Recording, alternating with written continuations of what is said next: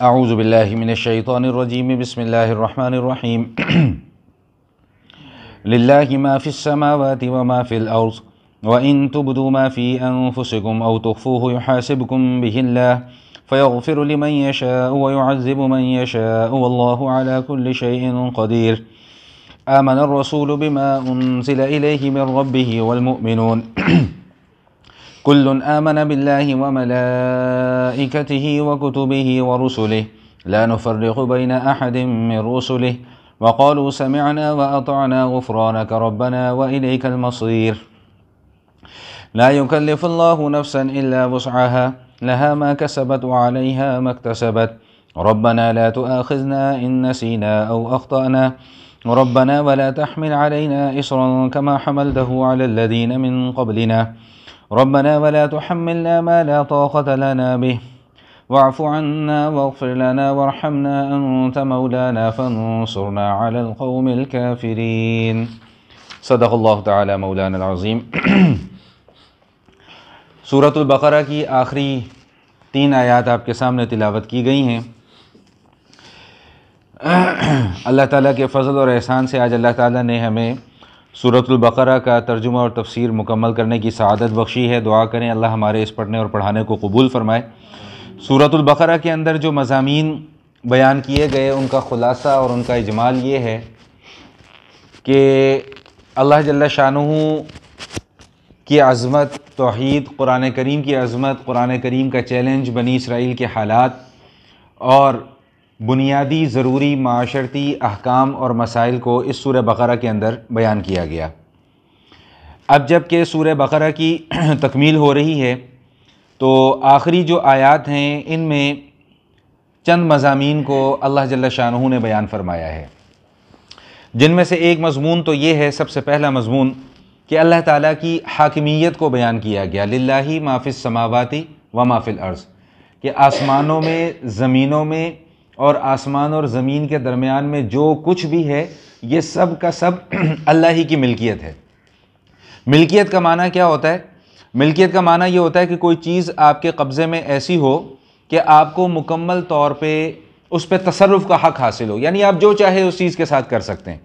تو اللہ تعالیٰ کی حاکمیت کا اور اللہ تعالیٰ کی ملکیت کا بھی یہی معنی ہے کہ اللہ تعالیٰ اس پوری کی پوری کائنات کے مالک ہیں۔ کیا مطلب؟ کہ اللہ جب چاہیں، جیسا چاہیں اس کائنات کے ساتھ تصرف کر سکتے ہیں۔ اللہ ہی نے اپنے حکم سے اس پوری کائنات کی تخلیق فرمائی ہے اور کائنات کے اندر جتنی مخلوقات ہیں ان سب کی تخلیق فرمائی ہے، اور جب اللہ تعالیٰ کا حکم ہوگا تو اللہ کے حکم سے ہی اس کائنات کی بساط جو ہے وہ لپیٹ دی جائے گی اور اس کا خاتمہ کر دیا جائے گا۔ تو ان آیات میں سب سے پہلے تو اس مضمون کو 2 لفظوں کے اندر بیان کر دیا گیا۔ اس کے بعد جو سمجھنے کی بات ہے وہ یہ کہ یہاں پہ ان آیات کے مفہوم کے اوپر غور کیجئے گا کہ وَإِن تُبْدُوا مَا فِي أَنفُسِكُمْ أَوْ تُخْفُوهُ يُحَاسِبْكُم بِهِ اللَّهُ، کہ جو کچھ تم اعمال کر رہے ہو وہ چاہے تم ظاہری طور پہ اعمال کرتے ہو یا تمہارے دل کے اندر جو بھی خیالات اور وساوس پیدا ہوتے ہوں، اللہ تعالیٰ ان خیالات اور وساوس کے اوپر تمہارا محاسبہ فرمائیں گے، تمہاری پکڑ فرمائیں گے۔ اس مضمون کو ذرا تسلی کے ساتھ سمجھ لیجئے۔ جب یہ آیات نازل ہوئیں تو صحابہ کرام بڑے پریشان ہوئے اور نبی علیہ السلام کی خدمت میں آ کر عرض کیا کہ یا رسول اللہ، نماز ہم پڑھتے ہیں، نماز کا حکم آیا ہم نماز پڑھتے ہیں، زکوٰۃ کی ادائیگی کرتے ہیں، روزے رکھتے ہیں، جہاد کا حکم آیا وہ کرتے ہیں، تو یہ تو وہ ساری چیزیں ہیں جو ظاہری اعمال سے جن کا تعلق ہے، لیکن یہ جو آج اللہ نے حکم نازل کر دیا کہ وَإِن تُبْدُوا مَا فِي أَنفُسِكُمْ أَوْ تُخْفُوهُ يُحَاسِبْكُم بِهِ اللَّهُ، کہ جو ظاہری اعمال تم کرتے ہو اور جو تم دلوں کے اندر چھپاتے ہو ان سب کے اوپر تمہاری پکڑ ہوگی۔ تو یا رسول اللہ، دلوں کے اندر جو خیالات آتے ہیں وہ تو ہمارے اختیار میں ہی نہیں ہے، اور ایسے ایسے خیالات آ جاتے ہیں کہ ہم اس کو بیان نہیں کر سکتے، تو کیا ان خیالات کے اوپر بھی ہماری پکڑ ہوگی؟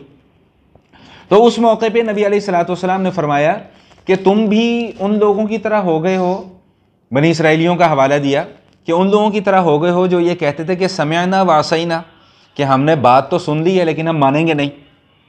تو نبی علیہ السلام نے فرمایا کہ تم یوں کہو کہ سمعنا واطعنا غفرانک ربنا والیک المصیر، کہ ہم نے اللہ کی بات سن لی ہے، اللہ کے نبی کی بات کو سن لیا ہے اور ہم اس کی اطاعت اور پیروی بھی کریں گے، اور یا اللہ ہم تجھ ہی سے مغفرت طلب کرتے ہیں اور تیری ہی طرف ہم نے لوٹ کر جانا ہے۔ یہ تو نبی علیہ الصلوۃ والسلام اور صحابہ کرام کے درمیان میں بات چیت ہوئی. جب یہ بات چیت ہو چکی تو اس کے بعد پھر اللہ تعالیٰ نے آگے آیات نازل فرما دیں کہ لا یکلف اللہ نفسا الا وسعہا، کہ ہم تمہیں اتنے ہی احکام کا مکلف بنائیں گے جو تمہاری قوت اور تمہاری طاقت ہے. اب رہا یہ مسئلہ کہ یہ جو خیالات جو ہمارے دلوں کے اندر آ جاتے ہیں، وساوس جو ہمارے دلوں کے اندر آ جاتے ہیں اور یہ غیر اختیاری چیز ہوتی ہے، تو ان کا کیا معاملہ ہے؟ تو اس حوالے سے میں تھوڑی سی تفصیل عرض کر دوں کہ یاد رکھیے گا کہ دو طرح کے اعمال ہوتے ہیں جو ہم اپنے اعضاء سے کرتے ہیں. وہ دو طرح کے اعمال ہوتے ہیں. ایک وہ اعمال ہوتے ہیں جو ہم اپنے اختیار سے کرتے ہیں، اور ایک وہ اعمال ہوتے ہیں جو ہمارے اختیار میں نہیں ہوتے. مثال کے طور پہ مجھے اس گلاس کو پکڑنا ہے تو میں اپنے اختیار سے، اپنی قوت سے اور اپنی طاقت سے اس گلاس کو پکڑ سکتا ہوں. لیکن خدا نہ خواستہ کوئی آدمی جس کو راشا کی بیماری ہو، اس کے ہاتھ ہر وقت کانپتے رہتے ہیں. اب وہ ہاتھ ہلانا نہیں چاہ رہا لیکن اس کا ہاتھ خود بخود ہلتا چلا جا رہا ہے، تو یہ غیر اختیاری، یہ اس کے اختیار میں نہیں ہے. سمجھ میں آ رہی بات؟ تو اسی طرح وہ اعمال جن کا تعلق دل کے ساتھ ہے وہ بھی اسی طرح دو طرح کے ہوتے ہیں. ایک تو اختیاری ہوتے ہیں اور ایک غیر اختیاری ہوتے ہیں. اختیاری کیا ہوتے ہیں کہ ہم خود سے ارادتاً کوئی کام کرنا چاہتے ہیں اپنے دل کے ارادے سے.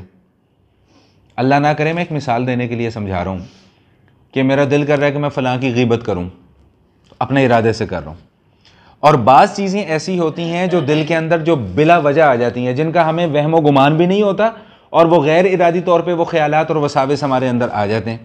تو یہ جو غیر اختیاری طور پہ جو خیالات اور جو وسوسے ہمارے دلوں کے اندر آتے ہیں، نبی کریم علیہ الصلوۃ والتسلیم نے ارشاد فرمایا ہے، اللہ تعالیٰ کمی بیشی معاف فرمائے، کہ ان خیالات کے اوپر اللہ تعالیٰ پکڑ نہیں فرماتے جب تک کہ ان خیالات کا اظہار بندہ اپنی زبان سے نہ کرے یا اس کو عمل میں نہ لے کے آئے.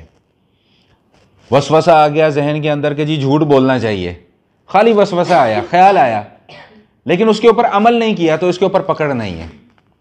اسی طرح علماء نے بیان فرمایا کہ خیالات کے بھی کئی درجے ہیں. ایک وہ خیال ہوتا ہے کہ ذہن میں آیا خیال اور نکل گیا، برائی کا خیال ذہن میں آیا اور نکل گیا.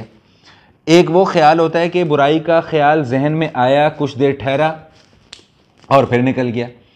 ایک وہ خیال ہوتا ہے کہ جب برائی کا کوئی خیال ذہن میں آئے اور ہم اس کے اوپر ارادہ کر لیں کہ یار اب ہم نے یہ لازمی کرنا ہی کرنا ہے یہ کام، یہاں سے پھر پکڑ شروع ہو جاتی ہے، اس سے پہلے پکڑ نہیں شروع ہوتی. اور یہ اللہ تعالیٰ کی کتنی بڑی رحمت ہے کہ اس کے مقابلے میں نیکی کا خیال آئے اور دل کے اندر ٹھہرے بھی نہ اور نکل جائے، اللہ تعالیٰ اس کے اوپر بھی اجر عطا فرما دیتے ہیں. گناہ کے خیال کے اوپر گناہ لکھا نہیں جاتا جب تک کہ آدمی اس کا پختہ ارادہ نہ کر لے اور جب تک کہ اس گناہ کو کرے نہ، لیکن نیکی کے خیال کے اوپر نیکی لکھ لی جاتی ہے، چاہے آپ نے وہ نیکی کی ہے یا نیکی نہیں کی ہے.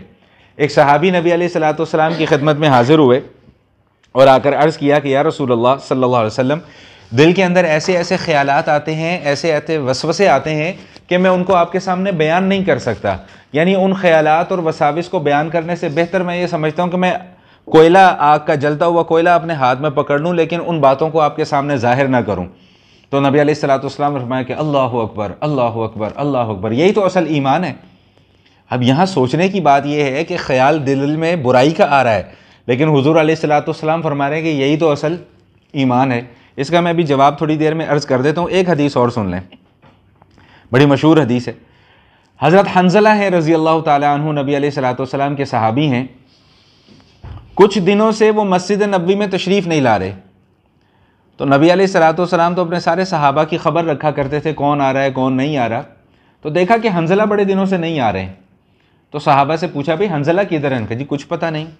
تو حضرت ابوبکر صدیق رضی اللہ تعالیٰ عنہ نے فرمایا کہ جی میں جا کر پتہ کرتا ہوں. حضرت ابوبکر صدیق رضی اللہ تعالیٰ عنہ حضرت حنظلہ رضی اللہ تعالیٰ عنہ کے گھر تشریف لے گئے. دروازہ بجایا تو اہلیہ آئیں. کہ جی حنظلہ کدھر ہیں؟ کہ جی بیٹھے ہیں رو رہے ہیں. کیا ہوا ہے؟ کچھ پتہ نہیں، آپ خود جا کے ان سے پوچھ لیں.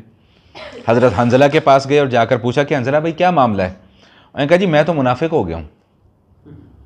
حضرت حنظلہ نے کیا جواب دیا کہ جی میں تو منافق ہو گیا ہوں. تو حضرت ابوبکر صدیق رضی اللہ تعالیٰ نے پوچھا کہ بھئی پورا مجھے کھل کر ماجرا بتاؤ، اصل مسئلہ کیا ہے؟ انہوں نے کہا جی مسئلہ یہ ہے کہ جب ہم حضور علیہ الصلوۃ والسلام کی محفل میں بیٹھتے ہیں، مجلس میں بیٹھتے ہیں، تو ہمارے ایمان کا لیول یہ اوپر پہنچا ہوتا ہے، اور جب ہم حضور کی مجلس سے باہر نکل کر آ جاتے ہیں، اپنے کام کاج میں مصروف ہو جاتے ہیں، تو ایسے ایسے خیالات آتے ہیں، ایسے ایسے وساوس آتے ہیں کہ الامان الحفیظ، تو میں تو اس ڈر کے مارے کہ میں منافق ہو گیا ہوں، میں تو حضور کی خدمت میں نہیں جا رہا۔ اچھا، اب حضرت ابو بکر صدیق رضی اللہ تعالیٰ عنہ کتنے بزرگ صحابی ہیں، کتنے بڑے صحابی ہیں، کتنا اونچا مقام ہے، انہوں نے جب یہ بات سنی انہوں نے کہا یار یہ کیفیت تو میرے ساتھ بھی ہے، اس کا مطلب ہم دونوں منافق۔ اب دونوں بیٹھ کے رونا شروع ہو گئے، وہاں پہ بیٹھ کے وہ بھی رو رہے ہیں، یہ بھی رو رہے ہیں کہ یا خدا کیا۔ میں پھر ذہن میں آیا کہ بھائی حضور کے پاس چلتے ہیں، حضور سے جا کر یہ ساری اپنی رویداد سنا دیتے ہیں کہ جی ہمارے ساتھ یہ مسئلہ چل رہا ہے۔ تو جب حضور علیہ الصلوۃ والسلام کی خدمت میں حاضر ہوئے اور آ کر جب یہ سارا ماجرا سنایا تو نبی علیہ الصلوۃ والسلام فرمایا کہ قضا و قضا، بھائی یہ تو چلتا رہتا ہے، یہ تو ہوتا رہے گا۔ اور پہلی حدیث میں کیا فرمایا کہ یہ ذالک صریح الایمان، کہ یہ تو اصل ایمان کی کیفیت کا نام ہے کہ اگر تمہارے دل کے اندر خیالات کبھی برے بھی آتے ہیں اور کبھی اچھے بھی آتے ہیں۔ اب اس مسئلے کو سمجھ لیں کہ یہ ایمان کیسے ہے، اصل ایمان کی علامت کیسے ہے۔ میرے استاد محترم حضرت مولانا عبد الرحمن اشرفی صاحب رحمۃ اللہ تعالیٰ علیہ، جامعہ اشرفیہ کے شیخ الحدیث، مسلم شریف میں جب یہ حدیث آئی تو انہوں نے اس حدیث کو ہمیں ایک مثال سے سمجھایا۔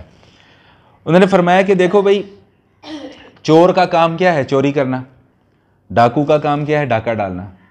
اب چور چوری کرنے یا ڈاکو ڈاکہ ڈالنے اسی گھر میں جاتے ہیں نا جہاں پر اسے پتا ہو کہ یار یہاں پر کچھ مال موجود ہے، کچھ مجھے ملے گا یہاں سے۔ جو پہلے سے ہی بیچارہ غریب ہو، فقیر ہو، مسکین ہو، اس کے گھر تو چور چوری کرنے نہیں جائے گا۔ تو فرمایا کہ بالکل یہی حال شیطان کا ہے کہ شیطان اس گھر میں، اس دل کے اندر آ کر ڈاکہ ڈالے گا جہاں پر ایمان کی دولت موجود ہوگی۔ جہاں پر ایمان کی دولت موجود ہی نہیں ہے وہاں پر شیطان نے کیا کرنا آگے۔ تو اس لیے معلوم یہ ہوا کہ یہ جو وساوس آ جاتے ہیں یا جو برے خیالات آ جاتے ہیں ان سے پریشان نہیں ہونا چاہیے۔ کل جیسا کہ ہماری بہن سوال پوچھ رہی تھی کہ جی نماز کے دوران یہ وساوس آ جاتے ہیں، نماز کے دوران یہ خیال آ جاتے ہیں، تو یاد رکھیے گا کہ یہ بھی شیطان کا ایک وار ہوتا ہے اور اس سے نماز پہ کوئی فرق نہیں پڑتا، یہ ذہن میں رکھیں۔ بعض لوگ اس چھوٹی سی غلطی کی وجہ سے نماز پڑھنا ہی چھوڑ دیتے ہیں۔ اچھا، یہاں پہ میں ایک چھوٹی سی بات اور عرض کر دوں۔ یہ جو حضرت حنظلہ اور حضرت ابوبکر صدیق رضی اللہ تعالیٰ عنہ کا میں نے آپ کو واقعہ، ایک تو ہمیں یہ چیز معلوم ہو گئی نا کہ وساوس جب آئیں تو ہمیں کیا کرنا چاہیے۔ دوسری ایک چیز اور بھی معلوم ہوئی جو میں ہمیشہ آپ کے سامنے بھی یہ عرض کیا کرتا ہوں کہ دین کے کسی بھی معاملے میں کبھی خود سے فیصلہ نہ لیں، ہمیشہ کسی سے رہنمائی ضرور حاصل کریں کہ جی یہ دین کا یہ مسئلہ ہمیں سمجھ میں نہیں آ رہا تو آپ اس بارے میں ہماری رہنمائی۔ اب حضرت حنظلہ رضی اللہ تعالیٰ عنہ نے رہنمائی نہیں لی، کتنے دن گھر کے اندر بیٹھ کے روتے رہے، اپنے آپ کو اذیت میں مبتلا رکھا۔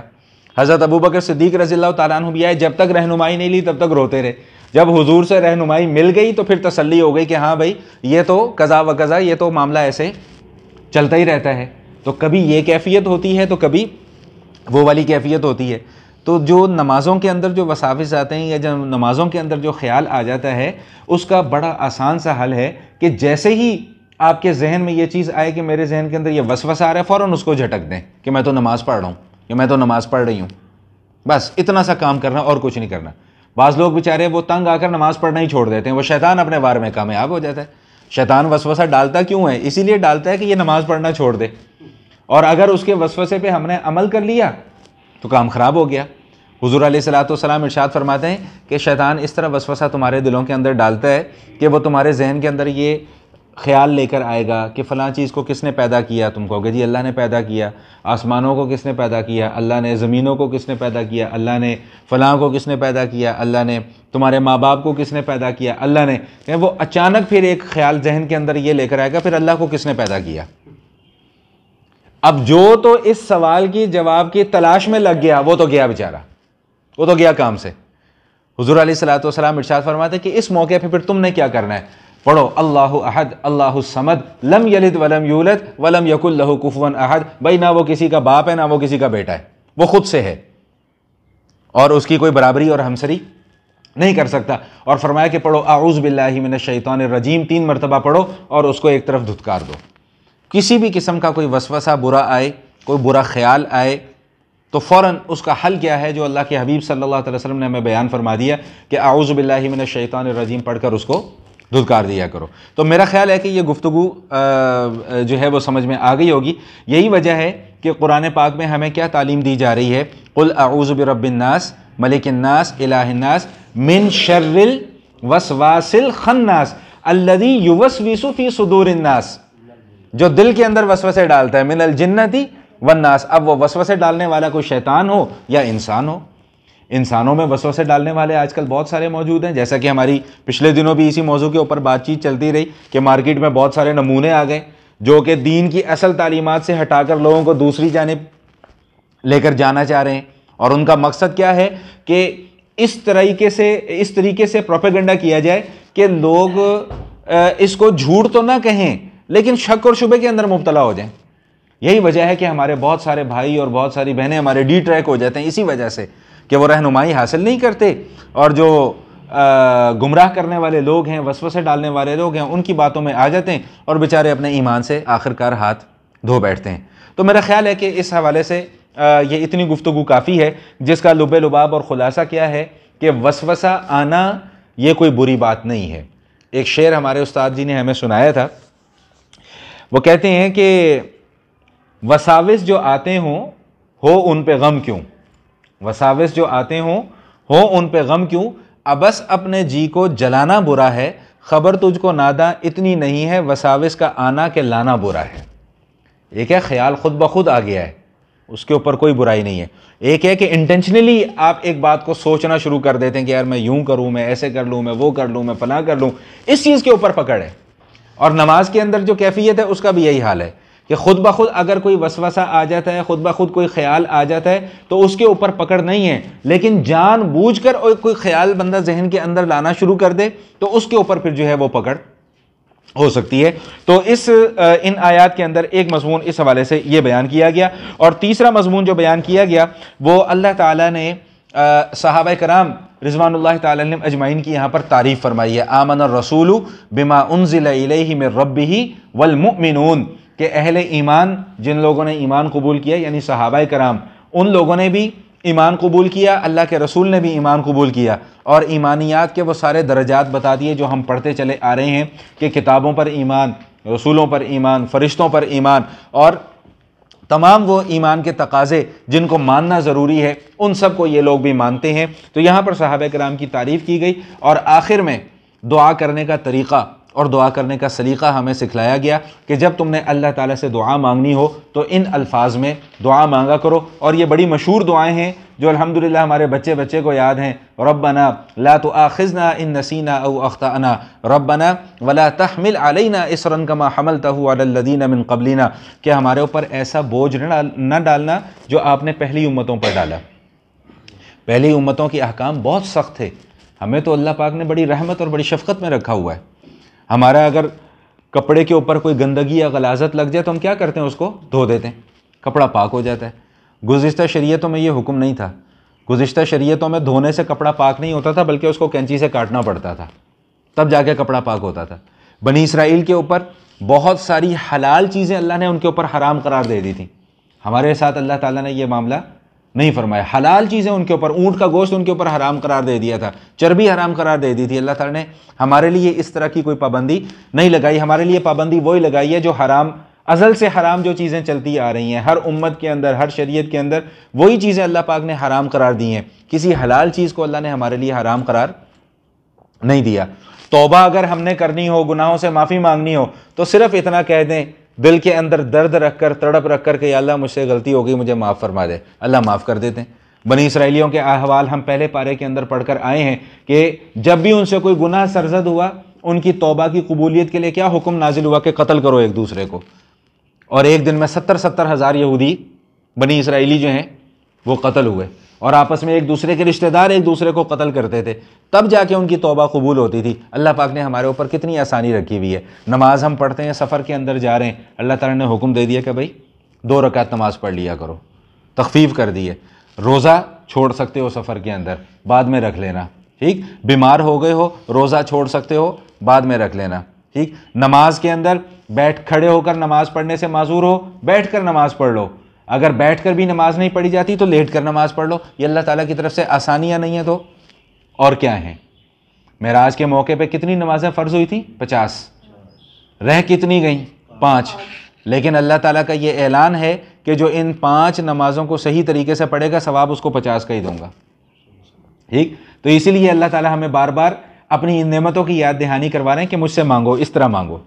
کتنا رحیم رب ہے جو ہمیں مانگنے کا بھی طریقہ خود بتلا رہا ہے کہ مجھ سے ایسے آپ نے مانگنا ہے، ربنا ولا تحمل علینا اصرا کما حملتہ علی الذین من قبلنا ربنا ولا تحملنا ما لا طاقت لنا بہ، یا اللہ ایسے احکام نہ ہم پر نازل کرنا جس کی ہمیں طاقت ہی نہ ہو۔ یہی وجہ ہے کہ رمضان کے روزے صرف اللہ تعالیٰ نے ایک مہینے کے فرض قرار دیے، 29 دن یا صرف 30 دن۔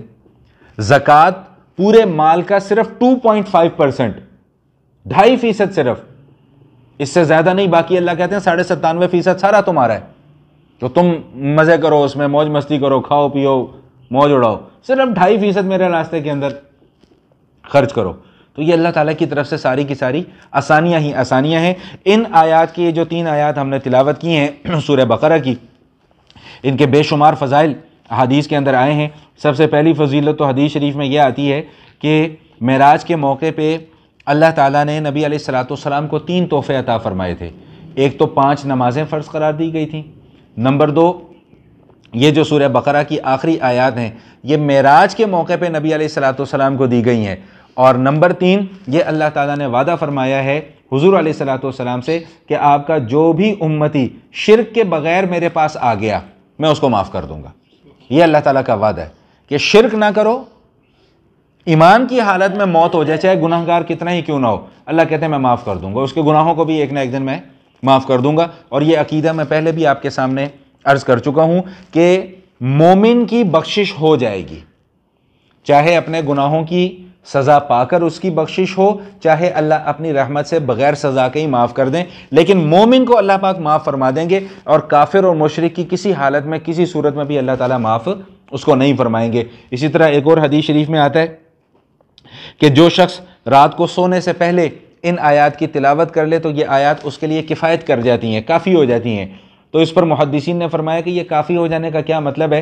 بعض حضرات نے اس کی تشریح میں یہ بات فرمائی ہے کہ جو رات کو اگر کوئی ہمارے ذکر اذکار وغیرہ رہ گئے ہوں اور اس کے بجائے ہم یہ والی آیات پڑھ لیں تو یہ ان کا متبادل بن جاتی ہیں۔ اور بعض حضرات نے یہاں تک فرمایا ہے کہ جو رات کو اٹھ کر ہم نے 2 رکعت تہجد پڑھنی ہوتی ہے، اگر کوئی آدمی یہ والی آیات پڑھ کر سو جائے تو یہ آیات ان 2 رکعت تہجد کا بھی نعم البدل بن جاتی ہیں۔ تو بہرحال ان آیات میں آخر میں انہی مضامین کو بیان کیا گیا جو میں نے نہایت اختصار کے ساتھ آپ کے سامنے بیان کر دیے ہیں۔ اب ذرا ہم الفاظ کی طرف توجہ کر لیتے ہیں۔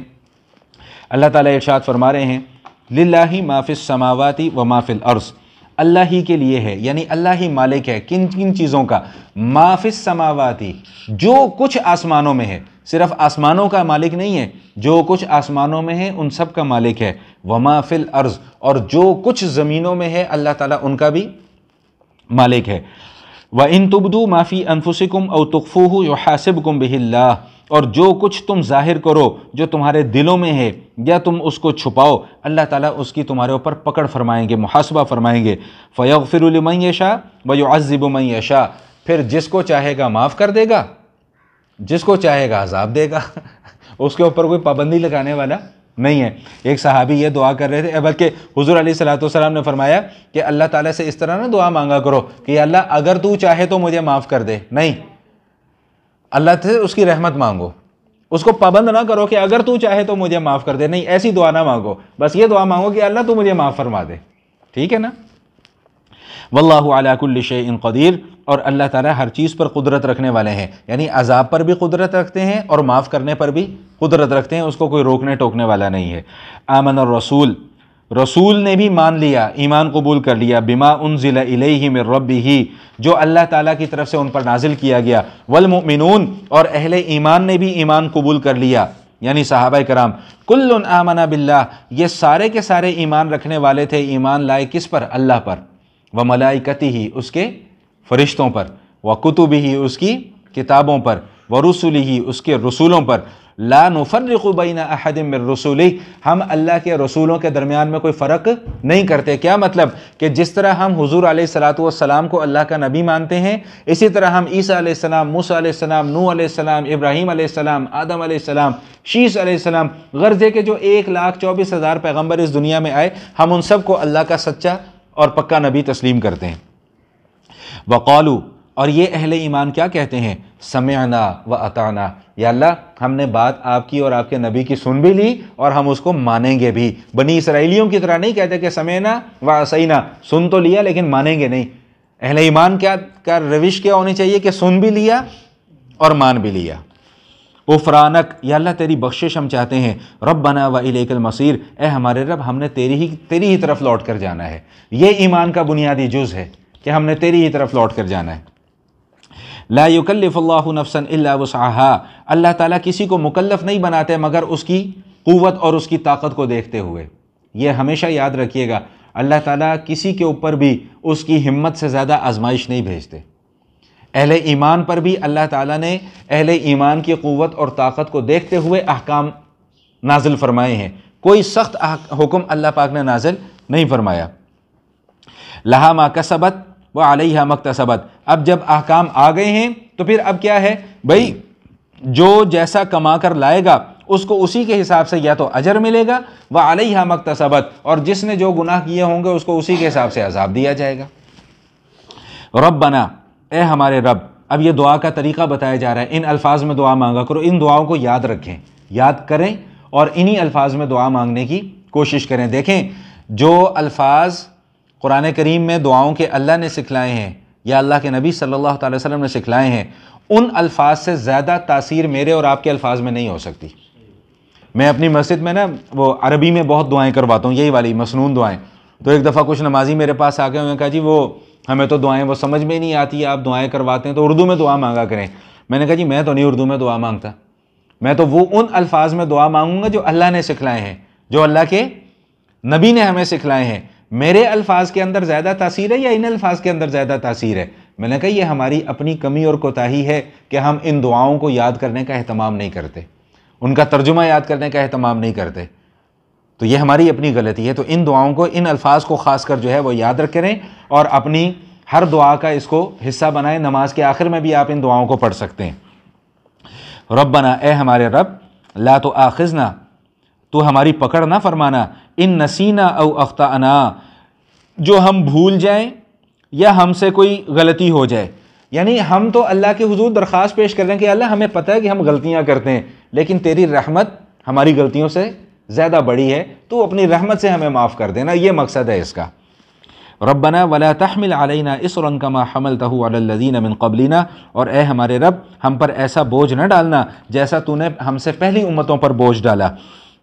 ربنا ولا تحملنا ما لا طاقت لنا به، اور اے ہمارے رب ہم سے وہ اعمال نہ کروانا کہ جس کی ہمارے پاس طاقت ہی نہ ہو۔ اب یہ دیکھیں کتنی خوبصورت الفاظ اور کتنے خوبصورت دعا ہے یہ کہ واعف عنا، یا اللہ ہم سے درگزر فرمانا، واغفر لنا، اور ہمیں معاف کر دینا، ورحمنا، اور ہمارے اوپر رحم فرمانا، انت مولانا، یا اللہ تو ہی ہمارا مولا ہے، تیرے علاوہ دنیا کے اندر کوئی اور مولا نہیں ہے، کوئی مخلوق کوئی مولا نہیں ہو سکتی، مولا صرف اور صرف کون ہے؟